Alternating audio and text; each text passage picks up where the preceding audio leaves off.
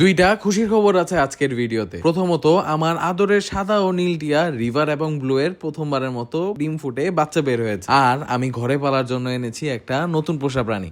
আমি আর আমার বউ ঘরে প্রায় অনেকগুলো হ্যামস্টার পেলে থাকি। ডিফারেন্ট কালার আর মিউটেশন নিয়ে কাজ করছি আমরা। তাই নতুন একটা রোডেন্ট আমাদের কালেকশনে অ্যাড করার জন্য আমি আর অনেক চলে যাই পুরান ঢাকার ঐতিহ্যবাহী চকবাজার শাহী মসজিদের সামনে, যেখান থেকে আমি একটা বড় ভাইয়ের থেকে কালেক্ট করি মাইক্রো গুলা ডেলিভারি নেওয়ার 2-3 দিন আগেই বাচ্চা দিয়ে দেয় এই পেয়ারটা। তাই সেট আপ সহই উঠিয়ে নিয়ে আসা লাগে তাদের। আমার যেহেতু ভাইয়া প্রপারলি কেয়ার নিতে পারতেছিল না এবং টাইম দিতে পারতেছিল না, তাই আমাকে বলেছিল যত তাড়াতাড়ি পারা যায় একটু নিয়ে যেতে তাদের। আমি রোডেন্টের মধ্যে হ্যামস্টার, মাইস, সুগার গ্লাইডার এগুলা পালছি, তবে আমি রোডেন্টের সব কালেকশন চাই। তাই ফার্স্ট টাইম মাইক্রো স্কোয়ারেল নিয়ে এসে আমি ভালোই এক্সাইটেড ছিলাম। হ্যামস্টার আর সুগার গ্লাইডারের মতো এরাও নকটার্নাল প্রাণী, তবে এরা জন্মগত মোটামুটি টেম হয়ে থাকে। তো মা বাবা তো ভালোই টেম, ইচ্ছা আছে এই বাচ্চাগুলোকেও আমরা সুপার টেম বানাবো। আগের দিন রাতে ছাদ ক্লোজ করে নামার সময় আমি হঠাৎ বাচ্চা প্যারটের আওয়াজ পাই আমাদের রিভার আর ব্লু এর নেস্ট বক্স থেকে। তাই আজকে চলে এসেছি আমার ছাদে ফোটা প্রথম রিং নেকের বেবি দেখতে। মাশাআল্লাহ 2টা বাচ্চা ফুটেছে আপাতত,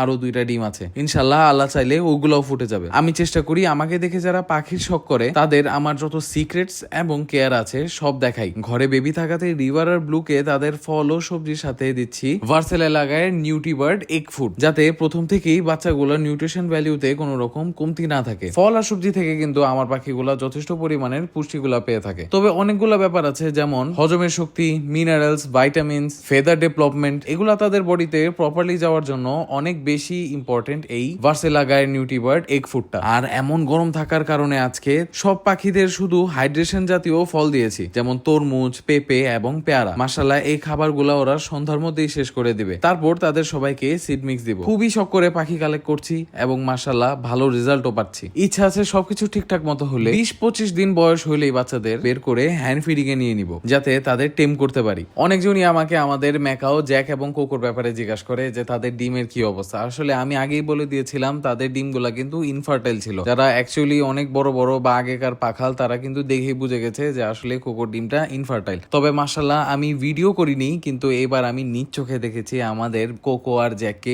পিওরলি বন্ডিং করতে এবং মাশাআল্লাহ নেস্ট বক্সের ভিতরে 2 জন একসাথে থাকতে। ম্যাকাও পাখিগুলোর সাথে সাথে অনেকগুলো আপডেট আসবে। দোয়া করবেন আমার ছাদে থাকা সকল পোষা প্রাণীদের জন্য এবং দেখা হবে আপনাদের সাথে আবার নেক্সট ভিডিওতে। টাটা।